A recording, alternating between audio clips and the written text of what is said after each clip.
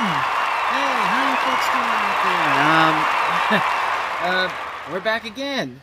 Ladies and gentlemen, welcome to the 4th Annual Reviewing Network Awards for 2026.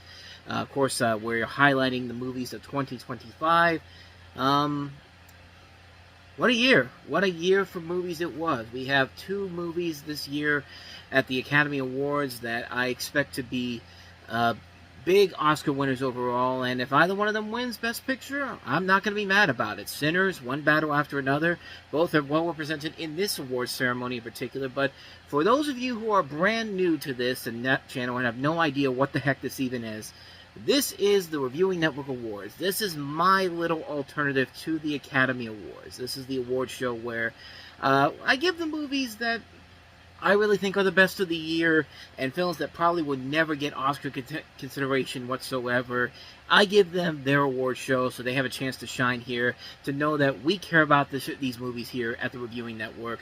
And yeah, there are going to be a lot of movies on this in this award show that are not in here, that are big awards contenders. I'm of course talking about stuff like Hamnet, Marty Supreme, K-pop Demon Hunters, and you're probably going to be wondering, why are those movies not in there? Well, simply and effectively, I have yet to see a lot of these movies yet, but I am going to get to it down the road here. Just my schedule has been so busy, and this is the list I put out here, and like I did with last year's top 10 list, some of these movies, if I find them to be really, really good, they may end up in my top 10 list for 2026. So.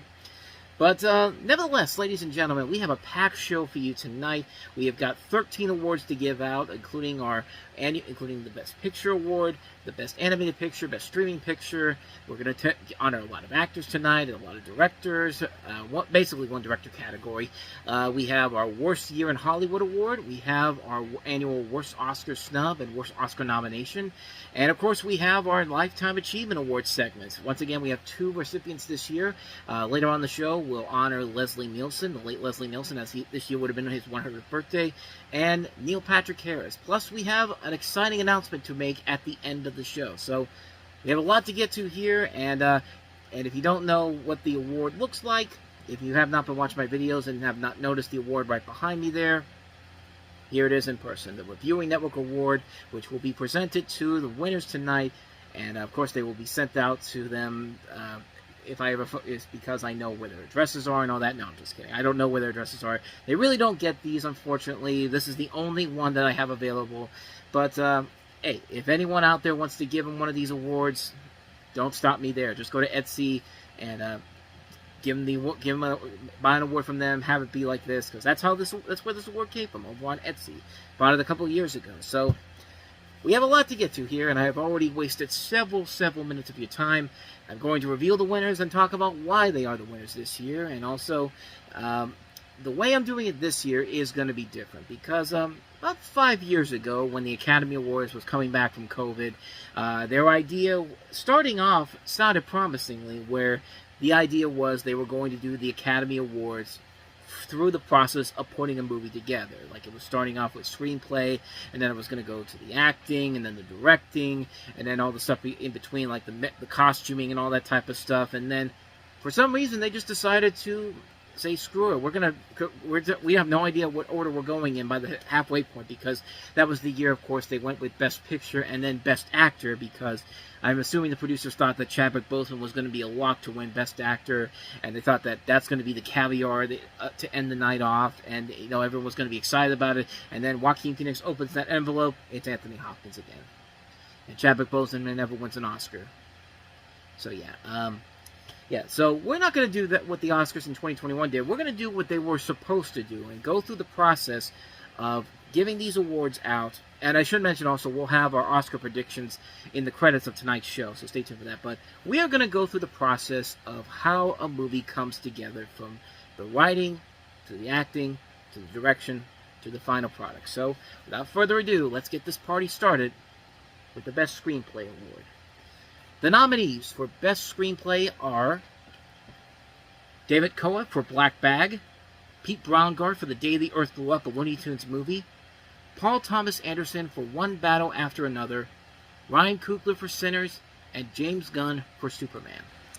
And this year I have special envelopes with sticky stuff on it, so let's see how long it takes me to get a paper cut on this. Probably not, but we will see. The award goes to, for Best Original Screenplay, is presented to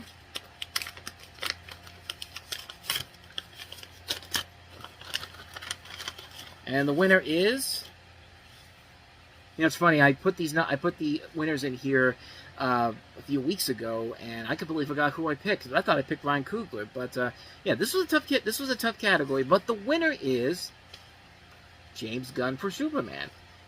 And yeah, like I said, this was a tough category to put together because I liked all 5 of these movies, and you know, I thought Ryan Coogler did a very good job with Sinners. I think the reason I chose James Gunn over Superman was simply the fact that this was a guy that got Superman the way he's supposed to be. This isn't a Superman that kills people for the sake of killing people. This isn't a Superman that has to be like Batman, like Zack Snyder wanted him to. This is a Superman that is Superman. This is the Superman from the comics. This is the Superman world from the comics and the movies. It's a great modern meshing of this wonderful story. And I like the twists and turns that they put into this movie. They worked in this film. They did work in this film. I like the fact that, you know, Clark's message that he got from his parents was misinterpreted. You know, it's not, you think it's first it's a trick by Lex Luthor, but then it's not that at all. It was supposed to be something much more menacing, but he took that and made it for a sign of good in the world.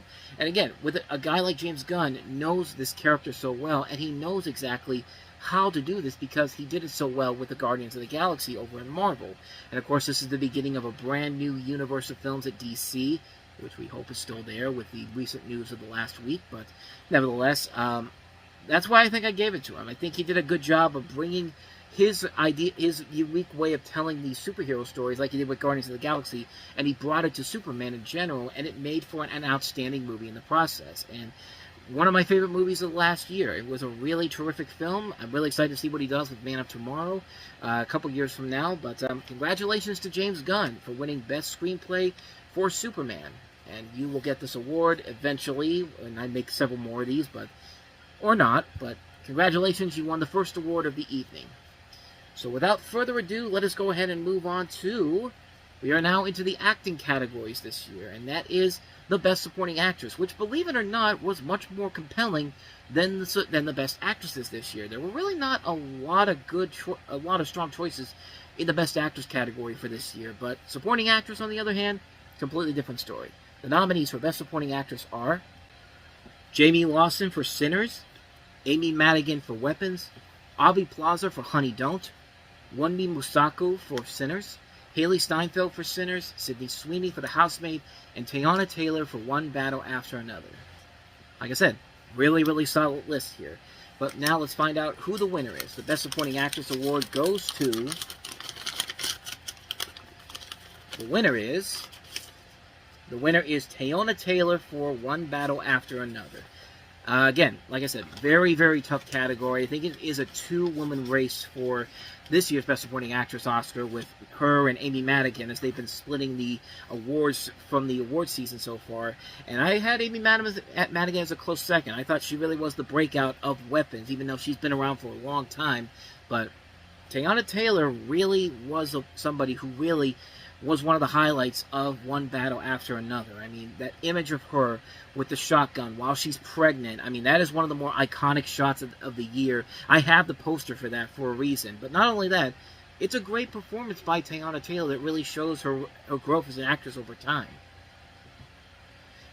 Yeah, even though I didn't like her and stuff, even though I didn't like Coming to America and White Men Can't Jump, I still found her the best things about those movies. Even The Book of Clarence, which was kind of an underwhelming film, she was the strongest part of that movie in general. She's somebody who has evolved from not just being a musician and sort of a reality star, which she kind of was at the beginning, if I'm not mistaken. I could be wrong on that, but I thought she was in some reality shows before this, but she's mostly known for her music early on, but made the transition to film, and so far, she's done an outstanding job. She's been in a lot of good movies. I just saw her in The Rip on Netflix, which is a surprisingly really good film from Joe Carnahan with Ben Affleck and Matt Damon involved in that one.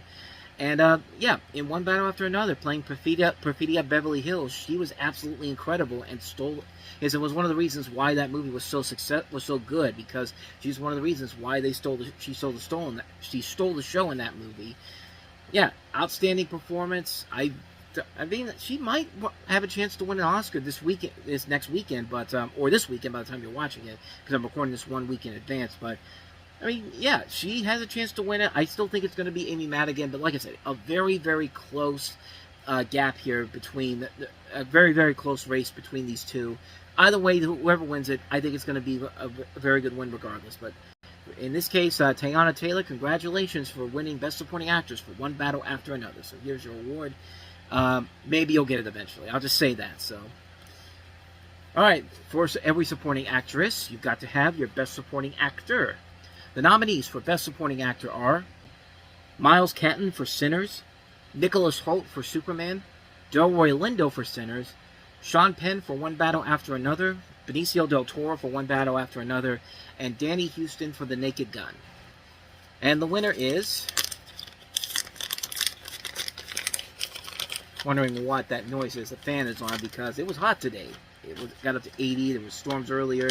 Although technically it wasn't storming here. It was just rain. But yeah, it was hot all day long. So that's why the fan is up to the highest mark right now. But anyway, the winner of Best Supporting Actor this year is one of the big breakout stars of the year, and that is Miles Caton for Sinners. You know, this is a performance in this movie where you realize that this is a kid who has never acted before in his life, and he's in a movie with such talented people, from Michael B. Jordan to Haley Steinfeld to Jamie Lawson to Delroy Lindo, who, you know, in the last couple of weeks has been slowly but surely creeping up potentially as a Best Supporting Actor Oscar winner, especially after what happened at the Screen Actors Guild Award this past weekend. So, I mean, it's a tough... I don't know who exactly is leading the front-running race for that one, but it's nice to see Delroy Lindo possibly as a contender there. But then again, I could see it also going to Sean Penn or Benicio del Toro, again, for One Battle After Another. Like I said, it's really a two-horse race between those two films in particular, but I think it'd be cool if Delroy Lindo wins.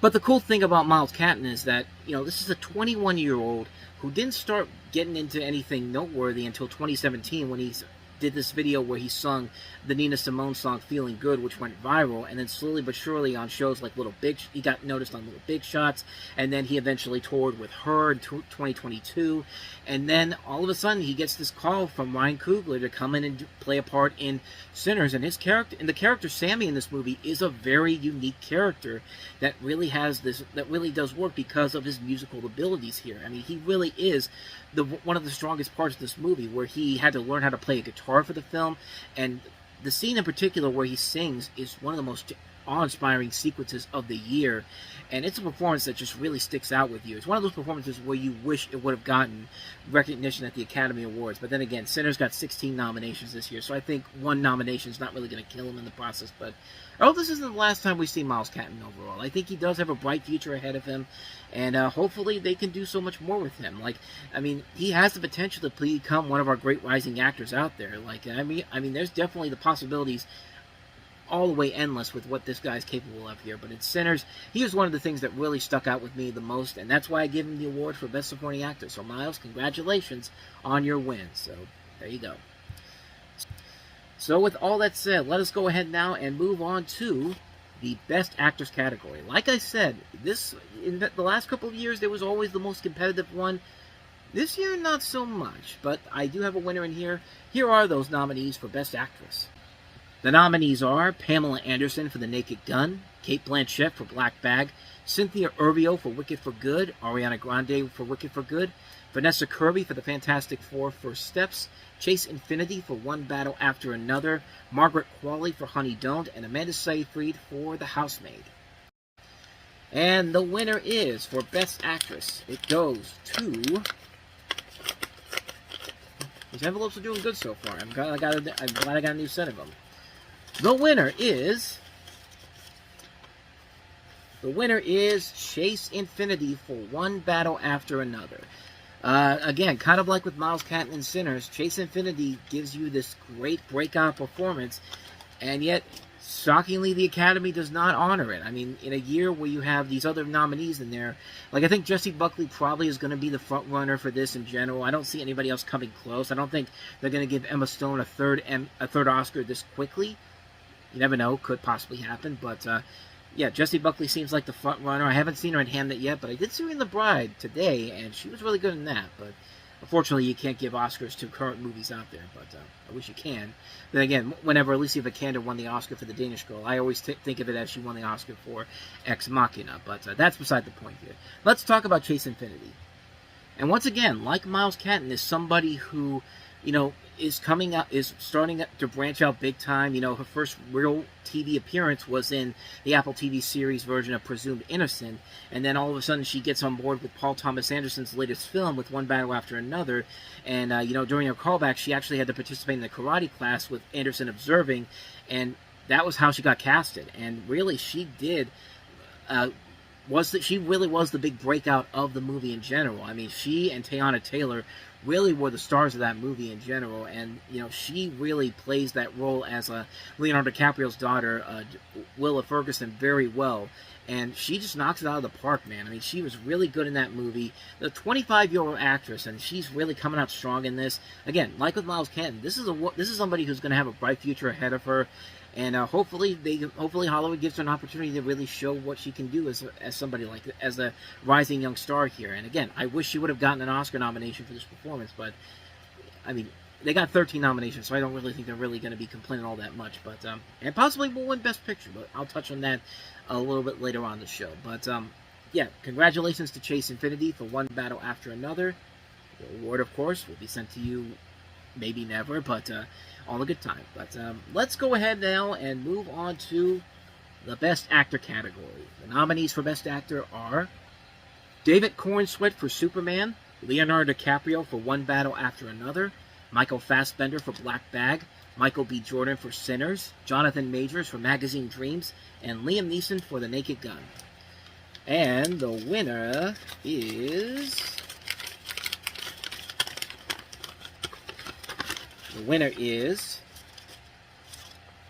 Michael B. Jordan for Sinners. No, I'm not going to say it the way Viola Davis did at the Screen Actors Guild Award, because I'm not going to be able to reach that echelon like she did. But Michael B. Jordan for Sinners. I mean, what more can you say about that performance in that movie that you haven't already heard already? A dual performance where he knocks it out of the park in both areas. And this is somebody who I've been a fan of ever since I saw him in Chronicle, ever since I saw him in the Friday Night Lights TV series. This is one of my favorite actors, and he's got a good chance to possibly win the Best Actor Oscar, which was unheard of when the nominations came out. The idea was that Timothée Chalamet's got this knocked out for Marty Supreme, and yet all of a sudden, the buzz is now turned to Michael B. Jordan getting this award, and if that happens, that will probably be the most exciting thing for me, because the guy more than deserves to win the Oscar for this.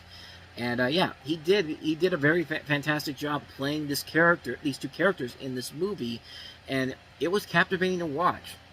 I mean, he really is the future in Hollywood. After what he did a couple years ago with Creed 3, his first directorial effort, and I'm really excited to what he does with the Thomas Crown Affair. I mean, this guy has been one of our great actors ever since he came out, and he is somebody that I think really is on his way to becoming the next great Hollywood actor that everyone wants to get him into any role that he's in.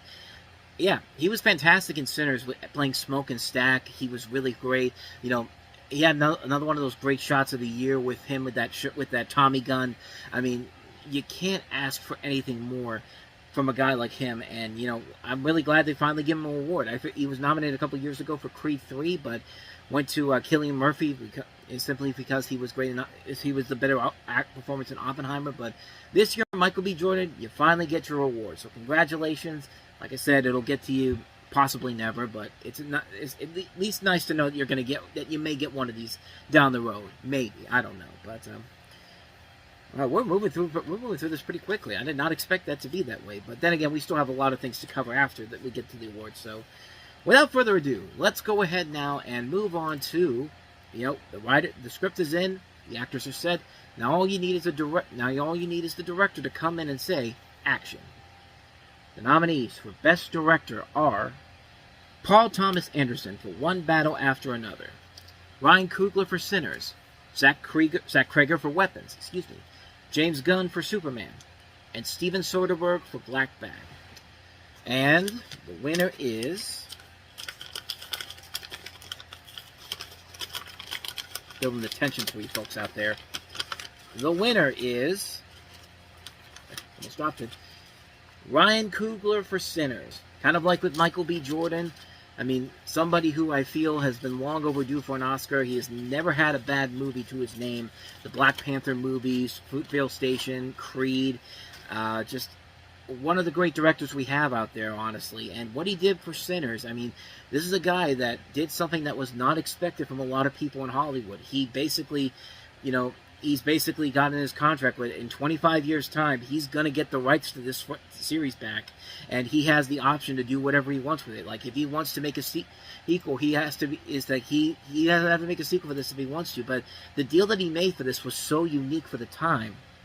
Yeah, essentially, he got first dollar gross, final cut privilege, ownership of the film 25 years after its release, and Warner Brothers was more than willing to give it to him. And the fact that he was able to pull that off, I mean, that is a towering achievement on its own merits. But what Coogler brought to the table with this film in general was just, it's the best thing we've seen from him so far. And he's directed so many good movies. And what this guy was able to accomplish with a film like this was so well done on so many levels, combining a period piece movie with a vampire film, and just also these new elements that we haven't expected to be seen before. I mean, it's a film that just works on so many levels, and it really is largely because of the effort that Ryan Coogler put into this film, and it definitely shows on screen. Yeah, not really the best explanation whatsoever, but I mean, it's a tough call for this category. I think he's going to get the Best Director Oscar for this, either him or Paul Thomas Anderson. And again, a very close race this year with those two films, but in this case, I give it to Ryan Coogler. Congratulations, sir. Here is your Reviewing Network Award. And again, expect that possibly at some point down the line. But anyway, let's go ahead now.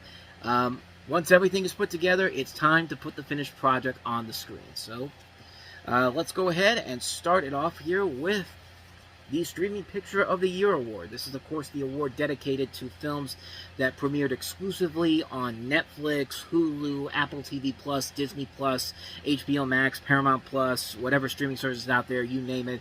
That is the winner inside of this envelope here. So here are those nominees for Streaming Picture of the Year.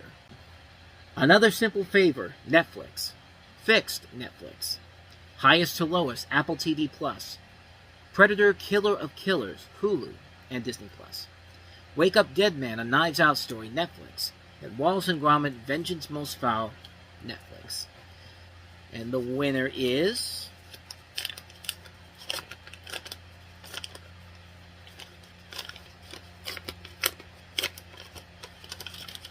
The winner is, if I can get it out, from Netflix, Wallace & Gromit, Vengeance Most Foul.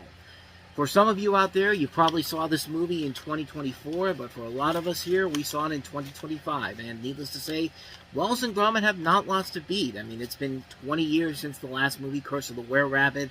And, once again, Netflix gives us a sequel, Arbin and Netflix give us a sequel that many people were probably not expecting. I mean, who expected we'd get a Chicken Run sequel in 2023, but turned out to be pretty good. And Wallace & Gromit, Vengeance Most Foul definitely was a film that really was pretty damn good. I mean, it's a movie that not only features the return of Wallace & Gromit's most treacherous foe in Feathers McQuack from The Wrong Trousers, but it found a way to work simply on the storytelling and also the emotional impact of the chemistry of the relationship between Wallace and Gromit. Keep in mind, this is the first time that Peter Sales, the original voice of Wallace, is not involved in the feature film. I think it's the other actor who played him. I think it's Ben Whitehead, I think it is.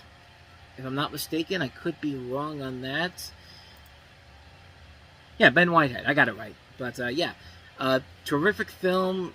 A film that looks pretty good with the claymation and all. And like I said, Wallace and Gromit really have not lost a beat in the years that they have been together. And this movie definitely proved that. This is still a fantastic pair that gets me excited every time they have a new product available to them. And Vengeance Most Foul was definitely an example of a great return to form for these great characters overall. So congratulations to the folks at Wallace & Gromit, Vengeance Most Foul, and Arbin Animation. Expect this at some point coming your way in London, England. Maybe, I don't know. But how many more do we got before we get to a couple more here before we get to the Best Picture award? But moving on now, 2025 was not the best year for sequels, and there were definitely a lot of sequels that ended up on my worst of the year list, mostly because they felt like sequels that had been kind of done to death before and didn't really feel necessary at all. Like, who the hell was asking for What was one of the big ones? Happy Gilmore 2. And who asked it to be $150 million? Like, seriously. But anyway, the nominees for the 6 sequels that were the highlight of a very lackluster sequel year in 2025 are Final Destination Bloodlines, The Black Phone 2, The SpongeBob Movie, Search for SquarePants, Wake Up Dead Man, A Knives Out Story, Wallace and Gromit, Vengeance Most Foul, and Zootopia 2. And the winner is...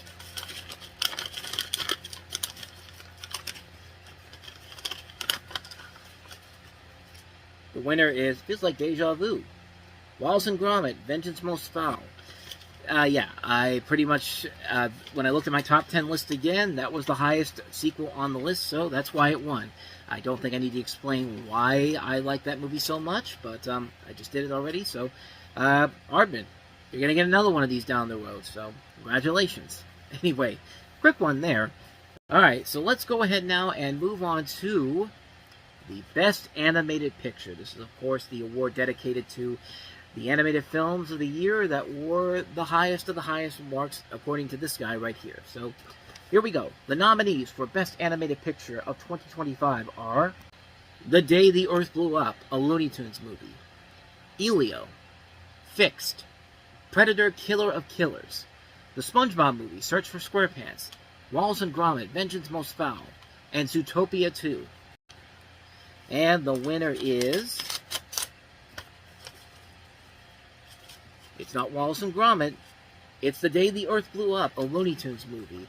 A film that, honestly, we should all be grateful that we got, because this was, of course, the film that Warner Brothers was going to write it off as a tax write-off. It was never going to see the light of day, and then people demanded it so much. That and Coyote vs. Acme. And Ketchup Entertainment, the studio they were, a very small studio, basically said, you know, we'll take it, and if we're successful with this, you got to give us Coyote vs. Acme.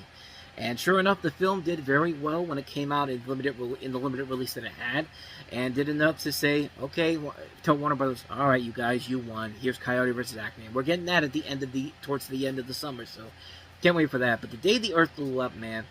I mean, what more can you say about this film that hasn't already been said? It's a 2D animated movie on the big screen. That alone made me go like, I'm there. But not only that, it's a Looney Tunes movie, specifically with Porky and Daffy. No other Looney Tunes characters are involved in this movie.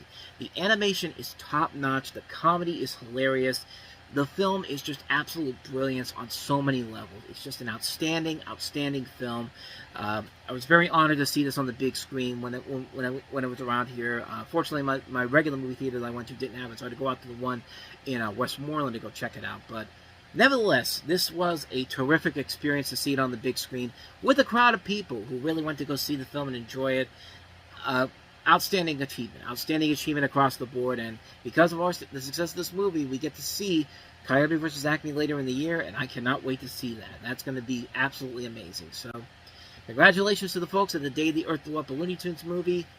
You're going to get this award for Best Animated Picture, and you'll get it, I don't know, some point down the line. So, we have one more of the major awards to get to here, but before we do all of that, it's time for the Reviewing Network Lifetime Achievement Award. As we did last year, there are 2 recipients of the award this year, after the year we had with Conan O'Brien and Sally Field last year, and of course Steven Spielberg and Denzel Washington in years past.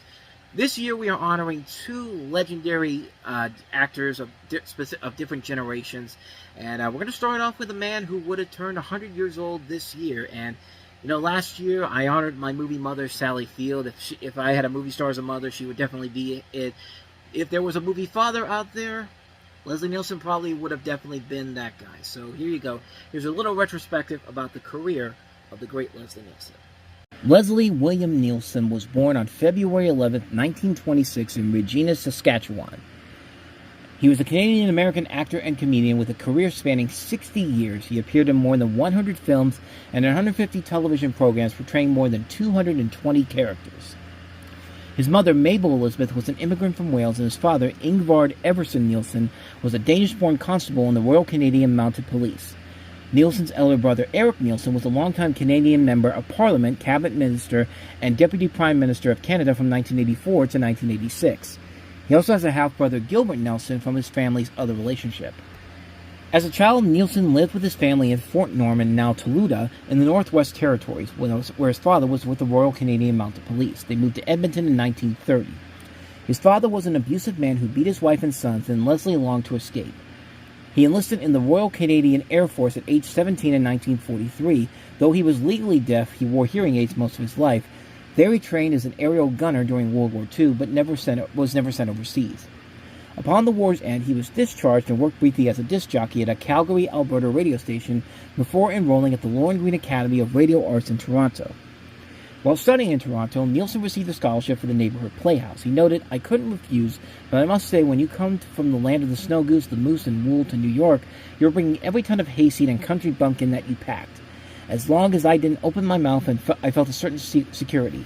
But I always thought I was going to be unmasked. Okay, pack your stuff. Well, what's the matter? We discovered you have no talent. We're shipping you back to Canada." He moved to New York City for a scholarship, studying theater and music at the neighborhood playhouse while performing in summer stock theater. Afterward, he attended the Actors Studio until his first television appearance in 1950 on an episode of Studio One alongside Charlton Heston, for which he was paid $75, which in 2025 money would be $1,000. Nielsen's career began in dramatic roles on television during television's golden age, appearing in 46 live programs in 1950 alone. He said, "There was very little gold. We only got $75 or $100 per show." He narrated documentaries and commercials, and most of his early work as a dramatic actor was uneventful. In 1952, Nielsen made his Broadway debut as Petty Officer Herbert in Seagulls over Sorrento, a short-lived transfer from the West End. In 1956, he made his feature film debut in the Michael Curtis-directed musical The Vagabond King. In the Seattle Post-Intelligencer, Nielsen remembered Curtis as a sadist, a charming sadist, but a sadist. Nielsen called that film The Vagabond Turkey. Though the film was not a success, producer Nicholas Nafak offered him an audition for the science fiction film Forbidden Paradise, resulting in Nielsen taking a long contract with Metro-Goldwyn-Mayer. Forbidden Planet became an instant success, and roles in other MGM films such as Ransom, The Opposite Sex, and Hot Summer Night followed.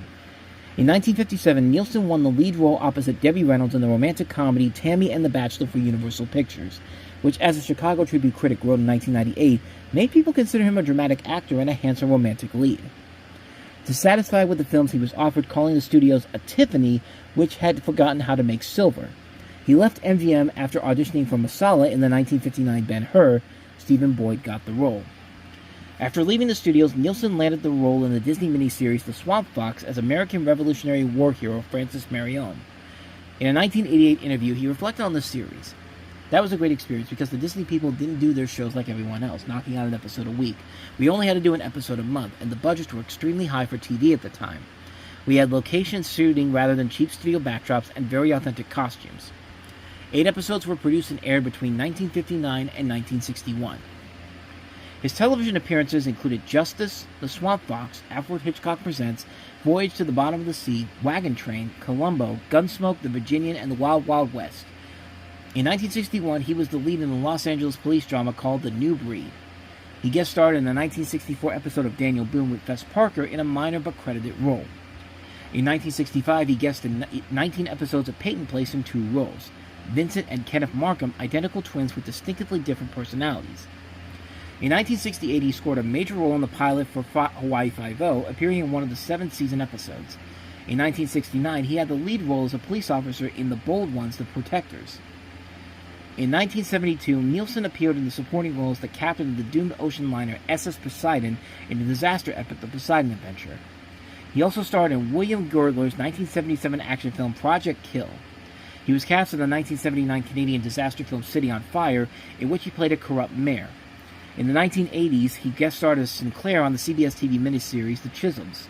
In an early comedic appearance, Nielsen appeared on MASH in 1973 as the title character in The Ringbanger.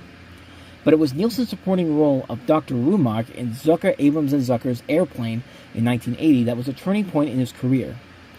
The film, a parody of disaster films such as 0 Hour and Airport, was based on building a comedy around serious actors better known for their dramatic roles.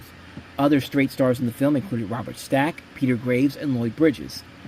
Nielsen's deadpan delivery contrasted with the absurdity surrounding him. When asked, "Surely you can't be serious," his curt, now iconic response was, "I am serious, and don't call me Shirley." In several later interviews, he reflected on the line, I thought it was amusing, but it never occurred to me that it was going to be a trademark. It's such a surprise. The thing came out, people say, what did he say? Nielsen said he was pleased and honored that he had a chance to deliver that line. As of 2010, the comedic exchange was at number 79 on the American Film Institute's 100 Years, 100 Movie Quotes. The American Film Institute included the film as the list of the top 10 comedy films of all time in 2008, and a 2007 survey in the United Kingdom judged it as the second greatest comedy film of all time after Monty Python's Life of Brian. In 2010, Airplane was selected for preservation in the National Film Registry by the Library of Congress. The director casted Nielsen for his ability to play like a fish in the water, saying, You could have cast funny people and done it with everybody winking, goofing off and silly. We wanted people to be obvious to the comedy. For Nielsen, Airplane marked a career shift from dramatic roles to deadpan comedy. When it was suggested that his role in Airplane was against type, Nielsen protested that he had always been cast against type before, and that the comedy was what he was always wanted to do. Not but 2 years later, Zaz also casted Nielsen in a similar style in the ABC series Police Squad. The spoof series introduced Nielsen as Lieutenant Frank Drebin, the stereotypical police officer modeled after serious characters such as Joe Friday in earlier police TV dramas.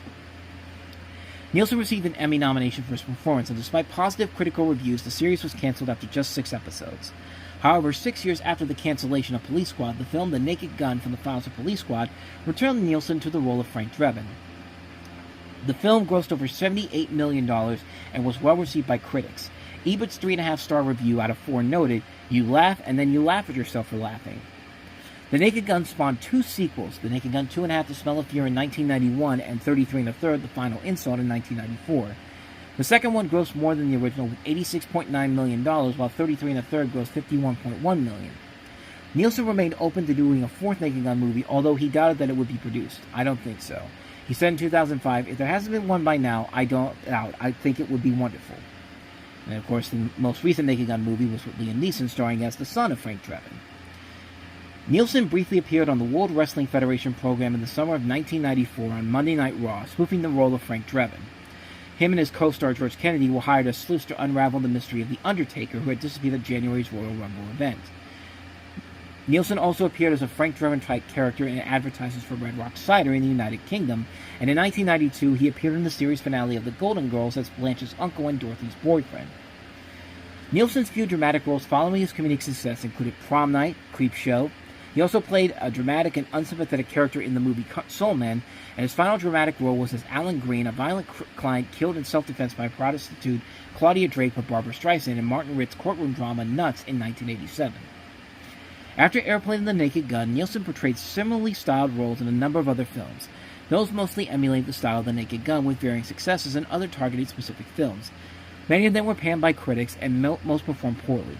Repossessed, 2001: A Space Travesty, Dracula Dead and Loving It, Spy Hard, Wrongfully Accused, just a number of different movies in general. He also had attempts at family and children's comedies that were also met with a lot of criticisms. He played Santa in All I Want for Christmas, a film that was at best only moderately successful at the box office and had bad reviews. Surf Ninjas and Mr. Magoo also had scathing reviews. Several critics were disappointed that Nielsen's role in Surf Ninjas was only an extended cameo, and Chris Hicks recommended that viewers avoid any comedy that features Leslie Nielsen outside of the Naked Gun series. Nielsen's first major success since The Naked Gun came as a supporting role in Scary Movie 3. His appearance as President Harris led to a second appearance in the sequel, Scary Movie 4. It was the first time Nielsen ever appeared as a character since Frank Drebin. In one scene, Nielsen also appeared almost nude, and reviewer James Barnelli referred to the scene as putting the scary in Scary Movie 4.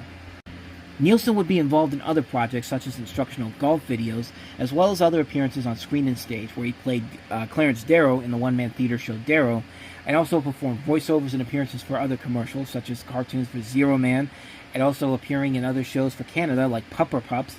He also appeared in the HBO mockumentary The Canadian Conspiracy, as well as CBS's game show Marathon, where he played for charity. Beginning in February 2007, Nielsen played a small role as a doctor in the humorous yet educational TV series Doctorology. The show chronicled real-life medical techniques and technology on the Discovery Channel. In 2007, Nielsen starred in the drama Music Within and played a version of Uncle Ben for Superhero Movie, a spoof on superhero films with the Zuckers.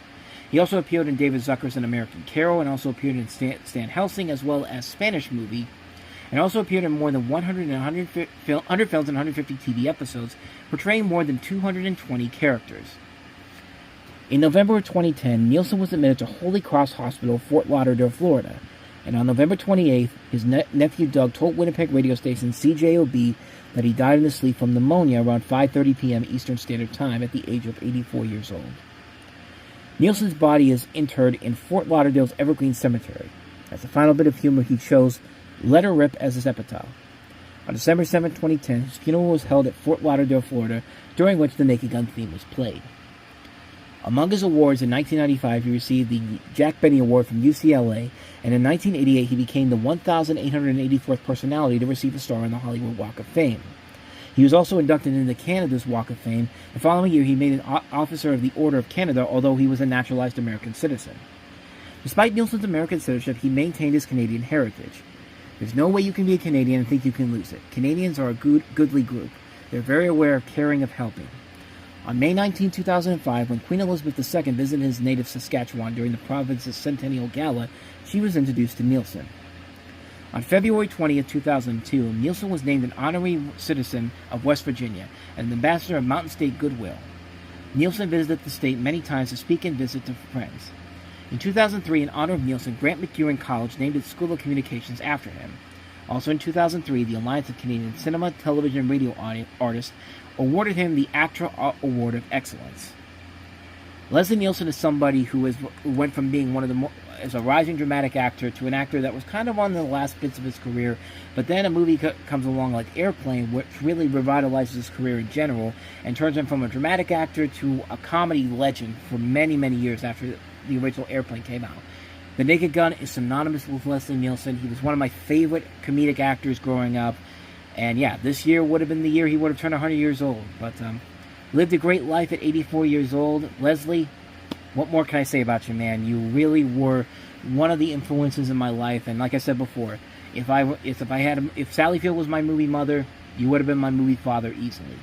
Congratulations on joining the Reviewing Network Lifetime Achievement Award Hall of Fame.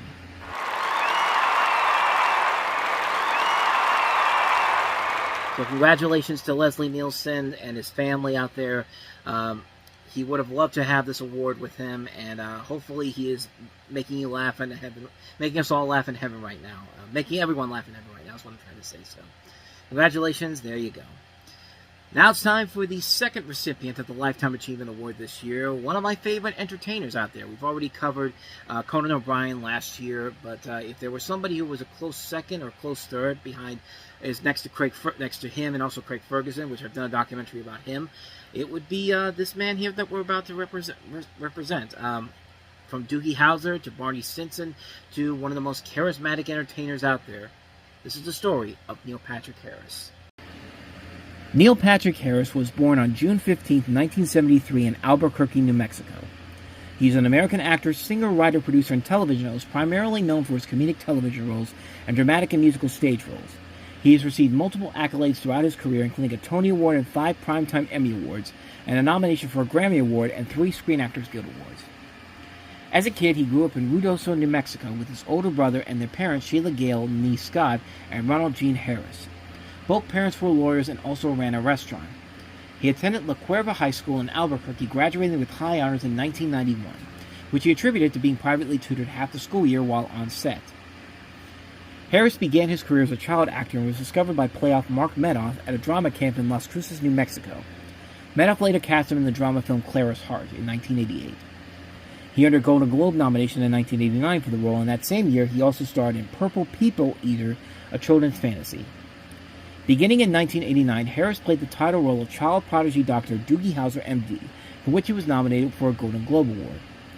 After the show's 4-season run ended in 1993, Harris played a number of guest roles on television series, including Murder, She Wrote. From 1999 to 2000, he starred in the NBC sitcom Stark Raving Mad, which lasted 22 episodes. Harris's first role as an adult was in Animal Room, although he played a teenager.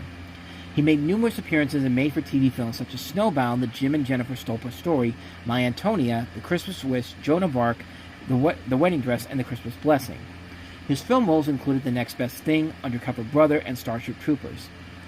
Harris played Mark Cohen in the 1997 touring company of the rock musical Rent, a role he later satirized on the January 10, 2009 episode of SNL he hosted, and sang the role of Charles, initially played by Anthony Perkins in a 1966 ABC telecast on the non-such recording of Sondheim's Evening Primrose in 2001. Harris has also worked in Broadway in both musical and dramatic roles. He played Tobias Ragg in the 2001 concert performance of Sweeney Todd, and the following year he performed in Proof. In 2003, he took the role of the MC in Cabaret. As a result of his critically acclaimed performance in Cabaret, he was named the top drawing headliner in the role of MC by GuestStarCasting.com. In 2004, he played the dual roles of the Balladeer and Lee Harvey Oswald on Broadway in the revival of Stephen Sondheim's musical Assassins.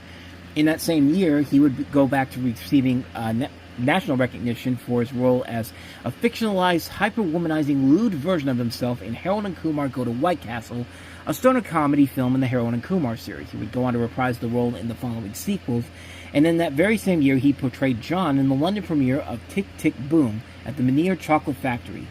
He was replaced by Christian Campbell in July of that same year. From 2005 to 2014, he played Barney Stinson, a serial womanizer in the CBS ensemble sitcom How I Met Your Mother. The role earned him Emmy nominations from every year from 2007 to 2010. In 2007, he worked with Mike Nelson on a comedic audio commentary set to the film Willy Wonka and the Chocolate Factory for Rick Tracks. In 2008, Harris played the title role in Joss Whedon's musical web series Dr. Horrible's Sing-Along Blog. That same year, he would guest star on Sesame Street, he hosted the TV Land Awards, and even appeared as the judge on American Idol. That same year, he would also play the voice of Steve the Monkey on Cloudy with a Chance of Meatballs, those films, and also appeared in the musical episode of Batman the Brave and the Bold, playing the villainous Music Meister. He also provided the voice for Disney's California adventure attraction, California Screaming.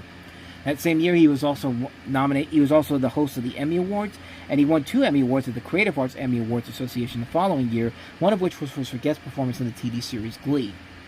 Harris would also host the 65th Awards in 2013, marking his second time hosting the event.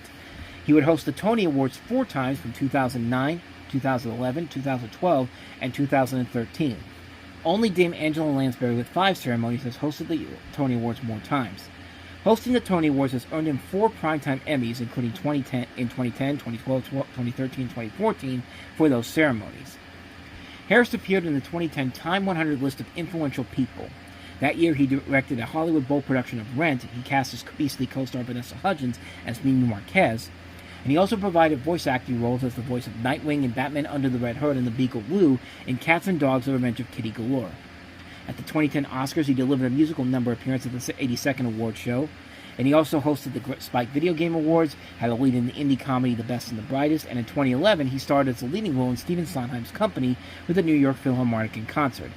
That same year, he starred in The Smurfs, directed The Expert at the Card Table at Broad Stage's Edie in Santa Monica, California, and on September 15th of that year, he received a star on the Hollywood Walk of Fame.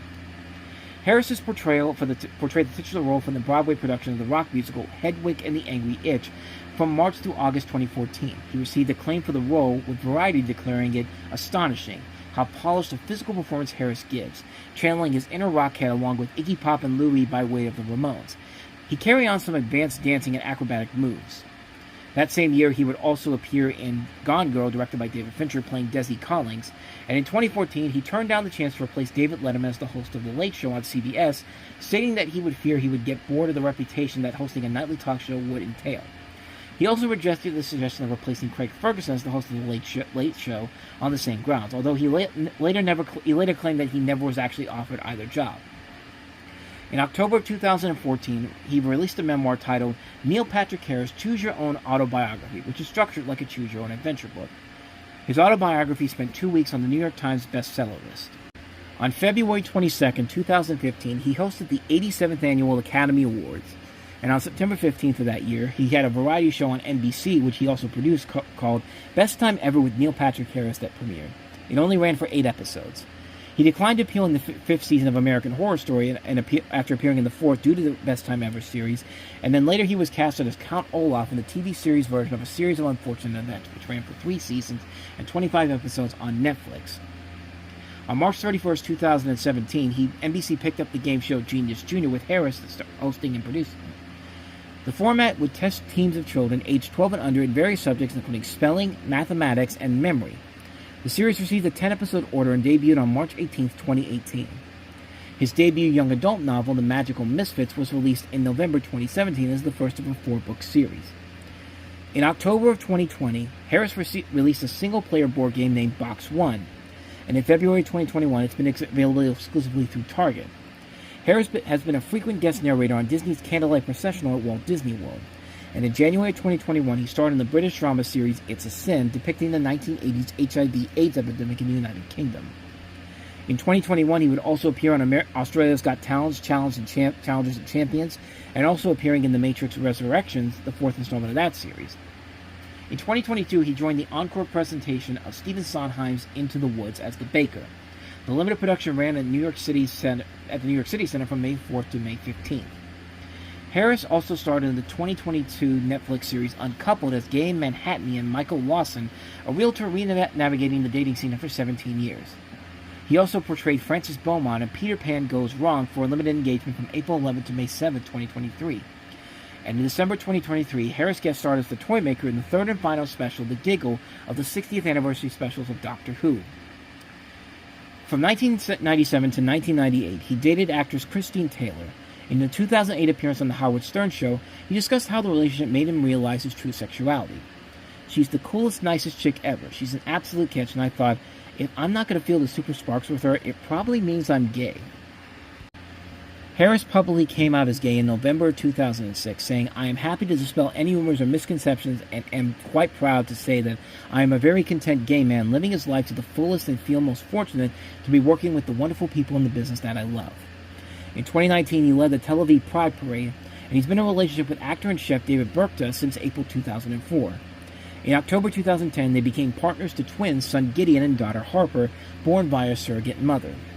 Following the passage of the Marriage Equality Act in New York City on June 24, 2011, Harris and Burkta announced their engagement via Twitter, stating that they had proposed to each other 5 years earlier, but kept the engagement secret until same-sex marriage became illegal. Harris and Burkta married in Italy in September 2014. Pamela Fryman, the longtime director of How I Met Your Mother, officiated the wedding with Elton John performing at the reception. Harris is a fan of magic, including card magic. His characters on How I Met Your Mother, American Horror Story Freak Show, and Glee also use magic. Harris won the Tannen's Magic Lewis Award in 2006 and hosted the 2008 World Magic Awards on October 11, 2008. Additionally, Harris and Burkta were guests of honor for Magic Chefs, a Season 1 episode of Top Chef Masters that took place at the Magic Castle. He also collaborated with the French-Swedish sportswear brand Ron Dorf on a fashion collection launched in September 2022. In May of 2022, it resurfaced on Twitter that Harris hosted a Halloween party in October 2011 in which he served guests a meat platter designed to resemble the corpse of Amy Winehouse. He apologized later in the month. Harris has supported and contributed to various charities, organizations, and foundations. They have included the AIDS Healthcare Foundation, the American Cancer Society, the Alex Lemonade Stand Foundation, Broadway Cares, Equity Fights AIDS, Children's International, Elton John AIDS Foundation, Feeding America, First Book, Hope North, LeBron James Family Foundation, the Motion Picture and Television Fund Foundation, the Trevor Project. The list goes on and on. Stand Up to Cancer, Susan G. Komen for the Cure. In October 2014, he attended the dinner for the Elton John AIDS Foundation, and in September 2016, they were the honorary host of a culinary cookout to help raise money for the Alex's Leonard AIDS Stand Foundation. Neil Patrick Harris is somebody that is really one of those actors that anytime you see him in anything, he really is somebody that you just get hooked on him right away because he is so committed to his role, no matter what it is. It could be the worst thing ever. I mean, he's one of the best things about the Smurfs movies, really, but then again, the Smurfs movies that he was in are much better than the current Smurf movies they've been doing, but nevertheless, though, Neil Patrick Harris is one of those guys that's very high up there with my list of my favorite entertainers of all time, and I feel that now is the time to put him in the category with some of the greatest people that I give a lot of respect to. Steven Spielberg, Denzel Washington, Conan O'Brien, Sally Field, and just now, Leslie Nielsen. So, Neil Patrick Harris, welcome to the family, man. Welcome to the Reviewing Network Lifetime Achievement Award. Congratulations to Neil Patrick Harris. Welcome to the club. Welcome to the family of the Lifetime Achievement Award honorees. Here's your award. Congratulations, my friend. Alrighty, so we got that taken care of here. It's time now for the last award of the evening, and that is, of course, the Best Picture. This is, of course, after everything has been said and done, from the writing, the directing, the acting, where does it all come down to here? The Best Picture overall. So, without further ado, the nominees for Best Picture of 2026 are Black Bag, The Day the Earth Blew Up, a Looney Tunes movie, The Fantastic Four, First Steps, The Naked Gun, One Battle After Another, Sinners, Superman, Wallace and Gromit, Vengeance Most Foul, Weapons. There you have it. That's the Best Pictures nominees. And now we find out together. The winner of the 2026 Reviewing Network Award for Best Picture goes to...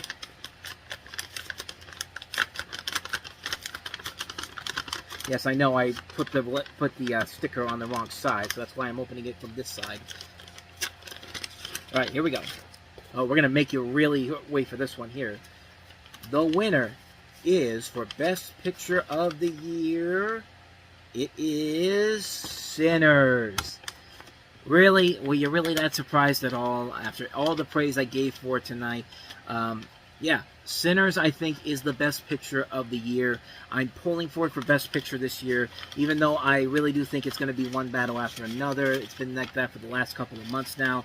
But who knows? It could change around. But nevertheless, Sinners was a towering achievement. Everything that I talked about before, the brilliant acting with the cast that they had involved in it, Michael B. Jordan, Delroy Lindo, Omar Benson Miller, Haley Steinfeld, Jamie Lawson, Winnie Masaku, a brilliant performance by Miles Catton, the writing and direction by Ryan Coogler.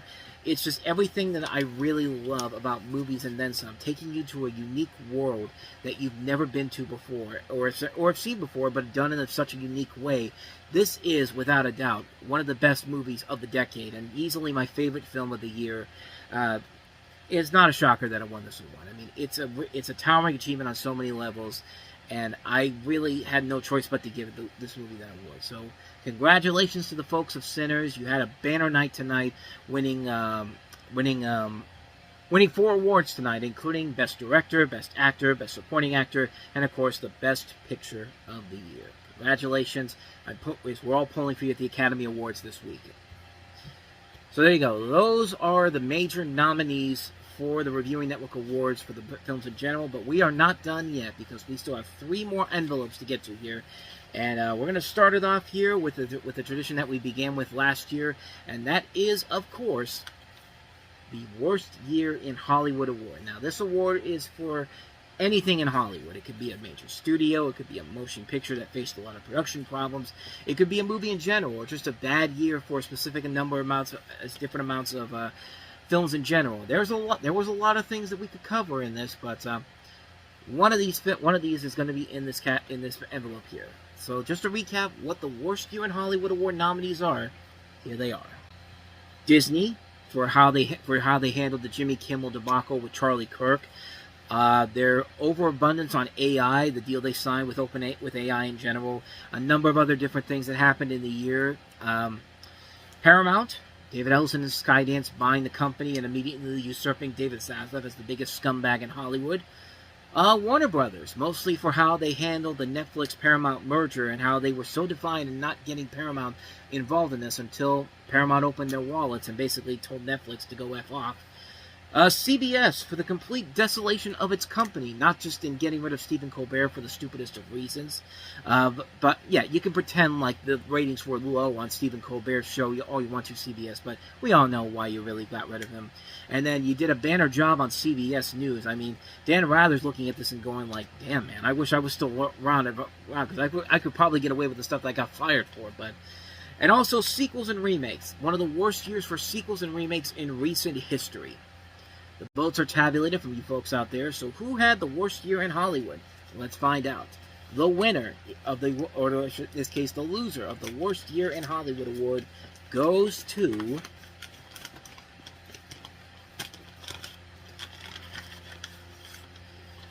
It's a tie. Even though they're going to possibly be merging together soon, the losers are Paramount and Warner Brothers. And mostly this was because of what they had just done in the last 6 days. Of course, Paramount bought Warner Brothers for $111 billion in a deal that, on paper, should not get past the regulatory considerations that this merger would bring, because this is a staggering merger that they're doing right now. But considering that who's behind the company and how they were so easily able to get when they needed to get the first time around. They're going to try to push this through as quickly as they can, and sadly, it's going to mark the end of yet another major studio in Warner Brothers. This isn't like the Disney-Fox merger, which I want people to specify that. I want people to realize that this is nothing like what happened with Disney and Fox. Disney and Fox was a completely different thing altogether, and so far it has worked out better in the favor of Disney and Fox. This is a company that's buying Warner Brothers because of specifically to create an oligarchy, to give Paramount all the power in the world, and basically will let go of anybody that doesn't agree with their plans or whoever they're supporting. Because kind of like with Stephen Colbert, we all know why they want Warner Brothers. They want to please the president so much by getting rid of CNN, even though they did say this week, "Oh, we're not going to change CNN." Sure, you're not, buddy. Yeah, I get where you're coming from. And John Oliver, which, his contract expires at the end of the year, so they can make the argument that, his contract expired at the end of the year, and he wasn't giving us the best ratings we want, so we just let him go. Even though he probably gets good ratings regardless. But this whole thing is a mess. And look, the Netflix deal wasn't great either, but at least the Netflix deal wasn't run by somebody who is trying to be as scumbaggery as David Ellison is. You have to be a total jackass to be worse than David Zaslav. And David Zaslav saw the writing on the wall himself and basically just said, "Okay, you go ahead and do this. I'm going to go ahead and take my $114 million out of it here and just I lost my train of thought. Yeah, he cashed in over $100 million of Warner Brothers stock, and basically other top executives are abandoning ship. So basically, take the Looney Tunes Back in Action clip where Daffy is going, "So all my Warner Brothers stock, I got a hot tip that Bugs Bunny's about to die," because that's now reality now, ladies and gentlemen. And even David Zaslav himself didn't like this deal. I mean, he basically literally looked at leaked out audio after this deal was made. There was leaked audio out there where he basically said, "We had to make this deal, even though it's not a good deal at all." I mean, that should tell you everything you need to know about how bad this whole thing is. Like, this is a colossal disaster waiting to happen. And knowing that this is probably going to get by so quickly, it's gonna be bad for the Hollywood industry. No matter how you look at it, I mean, it's a bad thing right here, and it's just, I mean, we're heading into rough times here, people. So, congratulations to Paramount and Warner Brothers. You deserve the worst year in Hollywood award. So, there you go. I'm not throwing this because I'm not throwing this for real because this is the only award I got. So, just imagine I threw that in the faces of David Ellison and David Zaslav. So, congratulations on creating the worst year in Hollywood award, guys. You definitely deserved it. So, all right, so that's the major awards. But wait, we are not done yet because we have to delve into the actual Oscars themselves. And of course, the tradition here on the show is that we have the worst Oscar nomination, and before that, the worst snub of the year. So who is the worst snub out of the nominations this year? Let us find out together. The worst snub for the 98th Academy Awards this year is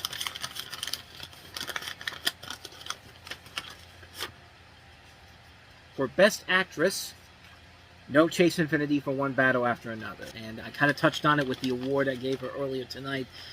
Simply and effectively, she should have been one of the contenders for this. She was one of the breakouts of that movie, and she's one of the main reasons why that movie even is a thing, because of her in that movie. I mean, she's part of the storyline of that film, and you're not even going to bother giving her an award, or at least nominating her? I mean, who else is in there besides Jessie Buckley, Emma Stone, Rose Byrne? Rose Byrne is somebody who's been slowly but surely there was at one point where she was considered possibly a dark horse, but I think that's kind of simmered down. Like, why is Kate Hudson nominated for Song Sung Blue? I mean, really, that movie didn't really do that much with critics and all that, but they gave Kate Hudson a nomination.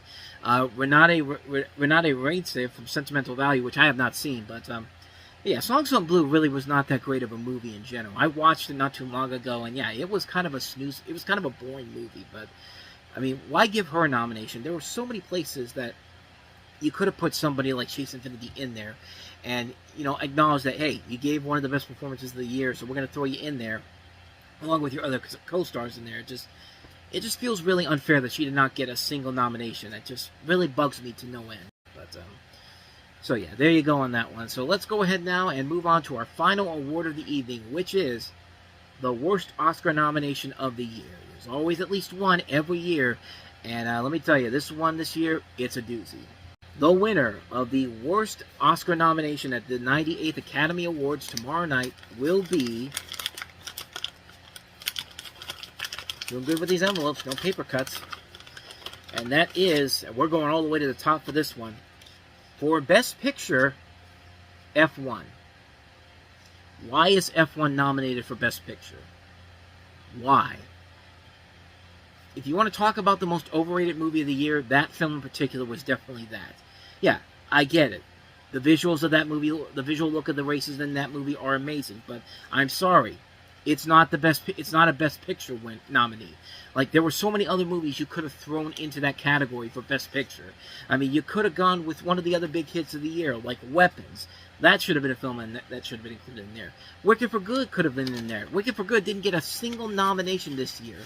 None whatsoever. So basically, last year was its only chance to ever win an Academy Award, and for any of the big awards, and it didn't even get that. Like, I mean, there's so many movies. We touched on some of them tonight. You could have gone with Superman. You could have gone with Black Bag. You know, you could have gone with what's another one that we touched on here tonight? Maybe not on this particular list here, but I mean, even Avatar: Fire and Ash, I feel like could have been a much better film to put in there than F1. F1 was a really boring film. I mean, I get it. Top Gun: Maverick was a Best Picture nominee years ago, and that was a groundbreaking hit and helped to revitalize the movie industry. But this really did feel like desperation by the Academy Awards to put at least one of the big hits of the year. And I feel like there's so many other better movies that could have been in there. Like I said, Weapons, Wicked for Good, Superman. Those films in particular could have really been thrown in there and would have been much better choices than F1 being in there. I mean, that to me is the worst of the worst in terms of the nominations this year. And to be in the top category overall, I mean, I expected better from them. I really did expect a whole lot better from them. But, I mean, now I like how they have now now in the last couple of years they've just accepted. Yet, you know, we got to put 10 nominations in for Best Picture, even though they've had that set up for like 16 years now, and it wasn't until after COVID. I think COVID happened when they started putting the 10 Best Picture nominees. I look forward to your angry emails. So congratulations to the Oscars for your failed attempt at thinking that F1 was one of the 10 Best Pictures. Like I said, the visuals overall are great. But so there you go, ladies and gentlemen. That is going to wrap up the 2026 Reviewing Network F1's kind of a boring movie. Again, that's my personal take on it. It will be a controversial opinion. I've been talking about doing this for a long time. I don't like F1. I just had to get the timing out. There's a much better movie that could have gotten the Best Picture nomination, and F1 to go ahead definitely is that film starting in September. On Saturday, September the 12th, we are going to do the first ever Reviewing Network Television Awards. Yes. We are finally doing an award show dedicated to television. I've been talking about doing this for the longest time, and I figure now's the perfect time to do it, with television continuing to grow as we move along with time, and now's the perfect time to finally do one. So we are going to cover, of course, the best comedy series, best drama series, best actors and actresses, best animated TV shows, best talk shows, you name it. We're going to cover every base of that. So look forward to that. The Reviewing Network TV Awards coming your way Saturday, September the 12th, right here on the Reviewing Network. So I'll have more details as we go along. Nominations should be coming out around the beginning of August. So beginning of August or late July. I haven't decided on that yet, but the Reviewing Network TV Awards are going to become a thing this September, and I can't wait to do that with you folks out there. So, with all that said, thank you so much for joining us here at the 2026 Reviewing Network Awards, and of course, we will leave you with my thoughts on who wins the Oscars this year, overall, my Oscar predictions, so we are going to have that for you in the credits here. Thank you so much for joining us tonight. Happy Oscar weekend, everybody. I'll see you guys next year. Thank you so much for joining us. Good night, everybody. Thank you so much. Good night.